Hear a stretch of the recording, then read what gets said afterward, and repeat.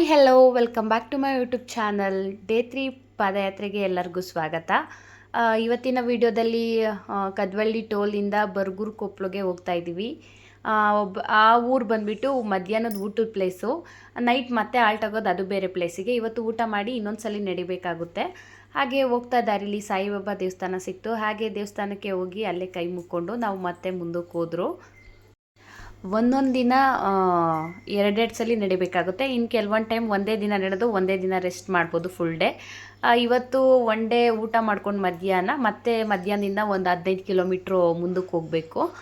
ಇಲ್ಲಿ ನೀವೇನು ಟೆಂಪೋ ನೋಡ್ತಾ ಇದ್ದೀರಾ, ಈ ಟೆಂಪೋದಲ್ಲಿರೋರು ಏನಪ್ಪ ಅಂತಂದರೆ ಅವ್ರ ಕೈಲಾಗಿದ್ದು ಸಹಾಯ ಮಾಡ್ತಿದ್ದಾರೆ. ಇವ್ರು ಬಂದುಬಿಟ್ಟು ಬೆಂಗಳೂರವರು. ಈ ರೀತಿ ಒಂದು ಗಾಡಿಗೆ ಏನು ಫಿಲ್ಟ್ರ್ ನೀರನ್ನ 2 ಕ್ಯಾನ್ ಇಟ್ಕೊತಾರೆ. ಎಲ್ಲಿ ನಡ್ಕೊಂಡು ಹೋಗ್ತಿರ್ತಾರೆ, ಅವ್ರಿಗೆ ಸುಸ್ತಾಗುತ್ತೆ, ಅವ್ರು ನೀರು ಬೇಕು ಅಂತ ಅಡ್ಡ ಹಾಕಿದಾಗ ಎಲ್ಲರಿಗೂ ದಾರಿ ಉದ್ದಕ್ಕೂ ನೀರು ಕೊಟ್ಕೊಂಡು ಹೋಗ್ತಾರೆ. ಸೇಮ್ ಶಿವರಾತ್ರಿ ದಿನವೇ ಅವರು ಬರೋದು. ಹೋಗೋ ಬರೋ ದಾರಿಲಿ ಎಲ್ಲರಿಗೂ ನೀರು ಕೊಟ್ಕೊಂಡು ಹೋಗ್ತಾರೆ. ಅವ್ರ ಕೈಯಲ್ಲಿರೋ ಭಕ್ತಿ ಪ್ರೀತಿ ಅದು. ಹಾಗೆ ಈ ಜಾಗದಲ್ಲಿ ನೋಡ್ಬೋದು ನೀವು, ಬೆಳಗ್ಗೆ ಒಂದು 8 ಗಂಟೆಗೇ ಏನು ಚಪಾತಿ, ಸಾಗು, ಪಲ್ಯ, ಪಾಯಸ ನೀವು ನೋಡ್ತಾ ಇರ್ಬೋದು. ಏನು ಹೆಂಚು ಮತ್ತು ಬಿಸಿ ಬಿಸಿ ನೀರು ಸಹ ಕಾಯಿಸಿ ಕೊಡ್ತಾರೆ. ಅದು ಅಷ್ಟು ಬೆಳಗ್ಗೆನೆ. ಇವಾಗ ಒಂದು ನೀವು ನಾಯಿ ನೋಡ್ತಾ ಇರ್ಬೋದು. ಆ ನಾಯಿನೂ ಸಹ ಪಾದಯಾತ್ರೆಗೆ ಅವರು ಕಾರಲ್ಲಿ ಕರ್ಕೊಂಬಂದಿದ್ದಾರೆ. ಮತ್ತು ನೀವು ಇಲ್ಲಿ ನೋಡ್ತಾ ಇರ್ಬೋದು, ಯಾರೋ ಒಬ್ಬರು ಬೆಳೆದಿರೋರು ಅನಿಸುತ್ತೇನೋ, ನನಗೆ ಗೊತ್ತಿಲ್ಲ.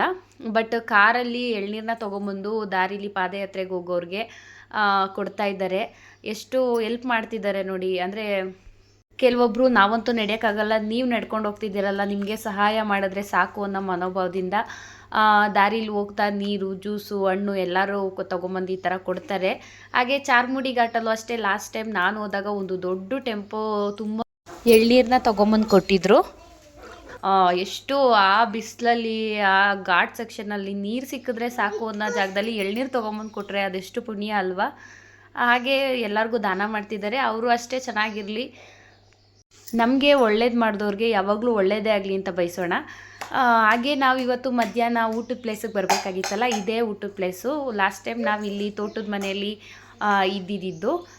ಹೋಗೋ ಹೊತ್ತಿಗೆ ಊಟ ಎಲ್ಲ ರೆಡಿಯಾಗಿತ್ತು. ಸ್ನಾನ ಮಾಡಿಕೊಂಡು ಊಟ ಮಾಡಿಕೊಂಡು ಸ್ವಲ್ಪ ಹೊತ್ತು ಅಲ್ಲೇ ರೆಸ್ಟ್ ಮಾಡಿ ಬೇಗ ಹೋಗೋರು ಬೇಗ ಹೋಗ್ಬೋದು. ಇಲ್ಲ ಸಾಯಂಕಾಲ 4 ಗಂಟೆ 5 ಗಂಟೆ ಮೇಲೆ ಹೋಗೋರು ಸಹ ಹೋಗ್ಬೋದು. ನಮ್ಮಮ್ಮ ಕಾಲು ಲಾಸ್ಟ್ ಟೈಮ್ ಈ ಥರ ಆಗಿದ್ದಿದ್ದು ಏನಂತಂದರೆ, ಅವರು ಹೊಸ ಚಪ್ಪಲಿ ತೊಗೊಂಡು ಹಾಕೊಂಡು ನಡ್ಕೊಂಡು ಹೋಗಿದ್ರು.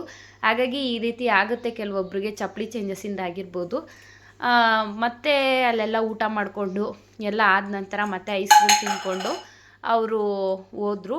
ಲಾಸ್ಟ್ ಟೈಮ್ ನಾನು ಹೋಗಿದ್ದೆ, ಚೆನ್ನಾಗಿತ್ತು. ಬಟ್ ಈ ಸಲ ಅವರು ಏನೂ ವೀಡಿಯೋನೂ ಮಾಡಿ ಕಳಿಸ್ತಾರೆ, ಸ್ವಲ್ಪ ಕಳಿಸ್ತಾರೆ, ಶೇಕ್ ಮಾಡಿ ಕಳಿಸ್ತಾರೆ, ವೀಡಿಯೋನ ಲಾಂಗ್ ಮಾಡಿ ಕಳಿಸ್ತಾರೆ. ಎಡಿಟ್ ಮಾಡೋಕ್ಕೆ ಕಷ್ಟ. ಅದಕ್ಕಾಗಿ ನಾನು ಲಾಸ್ಟ್ ಇಯರ್ದು ಕ್ಲಿಪ್ಸ್ ಎಲ್ಲ ತೆಗೆದು ಆ್ಯಡ್ ಮಾಡಿದ್ದೀನಿ ಅದಕ್ಕೆ. ಸೇಮ್ ನಾವು ಲಾಸ್ಟ್ ಟೈಮ್ ಎಲ್ಲೆಲ್ಲಿ ಆಲ್ಟ್ ಆಗಿದ್ವೋ ಈ ಸಲಿನೂ ಅಷ್ಟೇ ಅಲ್ಲೇನೇ. ಬಟ್ ಈ ಸಲ ಕೆಲವೊಬ್ಬರು ಹೊಸಬ್ರು ಬಂದಿದ್ದಾರೆ, ಹಾಗೆ ಹಳೆಬ್ರು ಇದ್ದಾರೆ. ಹಾಗೆ ಅವರೆಲ್ಲ ಹೋಗಿದ್ದ ಜಾಗ ಅದು ಇದು ಎಲ್ಲ ಫೋನ್ ಮಾಡಿ ಹೇಳ್ತಾರಲ್ಲ, ಹಾಗಾಗಿ ನಾನು ಅವ್ರು ಕಳಿಸೋ ಅರ್ಧ ವೀಡಿಯೋನು ಮತ್ತು ನನ್ನ ಲಾಸ್ಟ್ ಇಯರ್ ವೀಡಿಯೋನು ಎಲ್ಲ ಜಾಯಿಂಟ್ ಮಾಡಿ ವೀಡಿಯೋನ ಎಡಿಟ್ ಮಾಡ್ತಾಯಿದ್ದೀನಿ. ಲಾಸ್ಟ್ ಟೈಮ್ ನಾವು ಇದೇ ಮನೇಲಿ ಉಳ್ಕೊಂಡಿದ್ದು, ಈ ವರ್ಷವೂ ಅವರು ಇದೇ ಮನೇಲಿ ಉಳ್ಕೊಂಡಿದ್ದು.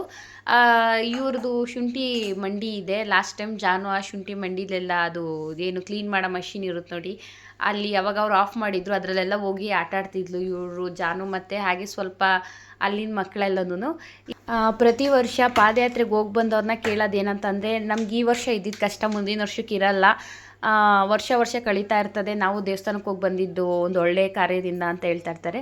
ಹಾಗೆ ನಾವು ಅಷ್ಟೇ ಪ್ರತಿ ವರ್ಷ ಪಾದಯಾತ್ರೆಗೆ ಹೋದಾಗ ಅಲ್ಲಿ ಕೊಟ್ಟಿರೋ ಜಾಗ ಅವ್ರ ಮನೆಗಳಿಗೆ ಹೋದಾಗ ನಾವು ಈ ವರ್ಷ ಇದ್ದಂಗೆ ಅವ್ರು ಇನ್ನೊಂದು ವರ್ಷಕ್ಕೆ ಅಷ್ಟು ಇಂಪ್ರೂವ್ಮೆಂಟ್ ಆಗಿರ್ತಾರೆ. ನೀವು ನೋಡ್ತಾ ಇರ್ಬೋದು, ಲಾಸ್ಟ್ ವರ್ಷ ನಾವು ಹೋದಾಗ ಇದೇನು ಇರಲಿಲ್ಲ, ಬಟ್ ಈ ವರ್ಷ ಎಲ್ಲ ಇತ್ತು. ವರ್ಷಕ್ಕೂ ಎಲ್ಲರೂ ಇಂಪ್ರೂವ್ಮೆಂಟ್ ಆಗ್ತಾ ಇರ್ತಾರೆ. ಹಾಗೆ ನೀವು ನೋಡ್ತಾ ಇರ್ಬೋದು, ಇಂಡಿವಿಜುವಲಾಗಿ ಬಂದರೆ ಅವ್ರ ಪಾಡು ಅವ್ರು ನಡ್ಕೊಂಡು ಹೋಗ್ತಾ ಇರ್ತಾರೆ. ಗ್ರೂಪಲ್ಲಿ ಬಂದರೆ ಈ ರೀತಿ ಸ್ಟೇ ಮಾಡಿಕೊಂಡು ಸ್ನಾನಕ್ಕೆ ಊಟಕ್ಕೆ ಎಲ್ಲ ವ್ಯವಸ್ಥೆ ಚೆನ್ನಾಗಿರುತ್ತೆ. ನೋಡ್ತಾ ಇರ್ಬೋದು, ಇನ್ನೂ ಮುಂದಿನ ವೀಡಿಯೋದಲ್ಲಿ ಹಾಕ್ತೀನಿ. ಎಷ್ಟು ಚಿಕ್ಕ ಮಕ್ಕಳುಗಳು ಅಂತ ಅಂದರೆ 1 ವರ್ಷದ ಮಕ್ಕಳು, 2 ವರ್ಷದ ಮಕ್ಕಳನ್ನೆಲ್ಲ ಕರ್ಕೊಂಬರ್ತಾರೆ. ಇಷ್ಟು ದೂರ ಲಾಂಗಿಂದ ಕರ್ಕೊಂಬರಲ್ಲ. ಧರ್ಮಸ್ಥಳದಿಂದ ಒಂದು 20 ಕಿಲೋಮೀಟ್ರು 30 ಕಿಲೋಮೀಟ್ರು ಹಿಂದೆ ಇರುತ್ತಲ್ಲ, ಅಲ್ಲಿಂದ ಊರಿಂದ ಮಕ್ಕಳನ್ನೆಲ್ಲ ಕರ್ಕೊಂಬರ್ತಾರೆ. ಕೆಲವೊಬ್ಬರು ಪಾದಯಾತ್ರೆಗೆ ನಡೆಯೋಕ್ಕಾಗಲ್ಲ ಅಂತ ಅನ್ನೋರು ಏನು ಮಾಡ್ತಾರೆ ಅಂದರೆ, ಅವ್ರ ಊರಿಂದ ಧರ್ಮಸ್ಥಳ ಒಂದು 20 ಕಿಲೋಮೀಟ್ರ್ 30 ಕಿಲೋಮೀಟ್ರ್ ಹಿಂದೆ ಇದೆ ಅಂತಂದರೆ ಅಲ್ಲೇ ಕಾರ್ ನಿಲ್ಲಿಸ್ಬಿಟ್ಟು ಅಲ್ಲಿಂದ ಕೆಲವೊಬ್ಬರು ನಡ್ಕೊಂಬರ್ತಾರೆ. ಬಟ್ ತುಂಬಾ ಚೆನ್ನಾಗಿರುತ್ತೆ ಪಾದಯಾತ್ರೆ ಅಂತ ಹೇಳಿದ್ರೆ. ಎಷ್ಟೋ ವಯಸ್ಸಾಗಿರೋರು, ಮಕ್ಕಳು ಆಗಿರ್ಬೋದು, ಹುಡುಗಿರಾಗಿರ್ಬೋದು ಎಲ್ಲರೂ ಬರ್ತಾರೆ. ನಾನು ಲಾಸ್ಟ್ ಇಯರ್ ಹೋಗಿದ್ದೆ, ಅದೊಂದೇ ನೆನಪು ಅಷ್ಟೇ. ನಾನು ಲಾಸ್ಟ್ ಇಯರ್ ಹೋಗಿದ್ದೆ ಅಂತ ಅಷ್ಟೇ. ಈ ವರ್ಷ ಹೋಗೋಕ್ಕಾಗಲಿಲ್ಲ. ಬಹುಶಃ ಮುಂದಿನ ವರ್ಷ ಏನಾದರೂ ನೋಡಬೇಕು, ಹೋಗಲೇಬೇಕು ಮುಂದಿನ ವರ್ಷ. ಎಲ್ಲೇ ಹೋದ್ರೂ ಅವ್ರ ಮನೇಲಿ ಕೂತ್ಕೊಂಡು ಭಜನೆ ಮಾಡಿ ಆಮೇಲೆ ಊಟ ಮಾಡೋದು.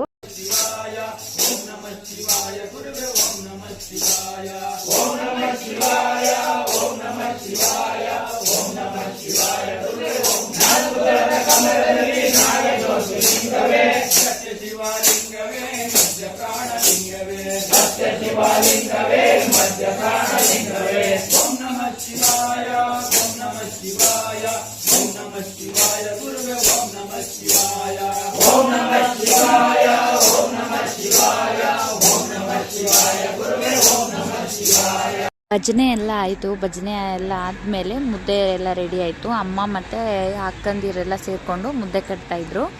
ನವೀನ್ ಅವರು ಮುದ್ದೆ ಎಲ್ಲ ತೆಗ್ದು ಇನ್ನೂ ಮುಂದೆ ಹೋಗ್ತಾ ತುಂಬ ಜನ ಪರಿಚಯ ಆಗ್ತಾರೆ. ಹಾಗೆ ಜಾಸ್ತಿ ಜನ ಜಾಯಿನ್ ಆಗ್ತಾ ಇರ್ತಾರೆ. ಮತ್ತು ಅಲ್ಲಿ ಹೋಗೋ ದಾರಿನೂ ಅಷ್ಟೇ, ಜ್ಯೂಸು, ನೀರು, ಹಣ್ಣು, ಒಂದು ಜಾಗದಲ್ಲಿ ರಾಗಿ ಅಂಬ್ಲಿನ ಮಾಡಿ ಕೊಡ್ತಾರೆ ಬೆಳಗ್ಗೆ ಹೊತ್ತು. ಅಲ್ಲಿ ತುಂಬಾ ಚೆನ್ನಾಗಿರುತ್ತೆ. ಅದೆಲ್ಲ ವೀಡಿಯೋನ ನಾನು ನೆಕ್ಸ್ಟ್ ವೀಡಿಯೋಗಳಲ್ಲಿ ಅಪ್ಲೋಡ್ ಮಾಡ್ತಿರ್ತೀನಿ. ನಿಮಗೆ ಈ ಥರ ವೀಡಿಯೋಸ್ ಬೇಕು ಅಂತಂದರೆ ಪ್ಲೀಸ್ ಚಾನಲ್ನ ಸಬ್ಸ್ಕ್ರೈಬ್ ಮಾಡಿ, ಲೈಕ್ ಮಾಡಿ, ಶೇರ್ ಮಾಡಿ. ಹಾಗೆ ನಿಮ್ಮ ಪಾದಯಾತ್ರೆಗೆ ಬರೋವ್ರಿಗೆ ಇಂಟ್ರೆಸ್ಟ್ ಇದ್ದರೆ ಅವ್ರಿಗೆ ಈ ವಿಡಿಯೋನ ಶೇರ್ ಮಾಡಿ. ಹಾಗೆ ನನ್ನ ಪ್ರತಿಯೊಂದು ವೀಡಿಯೋಸು, ಹಳೆ ವೀಡಿಯೋಸ್ ಎಲ್ಲ ನೋಡಿ ಸಪೋರ್ಟ್ ಮಾಡ್ತಿರೋರಿಗೆ ನನ್ನ ತುಂಬ ಹೃದಯದ ಧನ್ಯವಾದಗಳು ಅಂತ ಹೇಳ್ತಾ ಈ ವಿಡಿಯೋನ ಕ್ಲೋಸ್ ಮಾಡ್ತೀನಿ.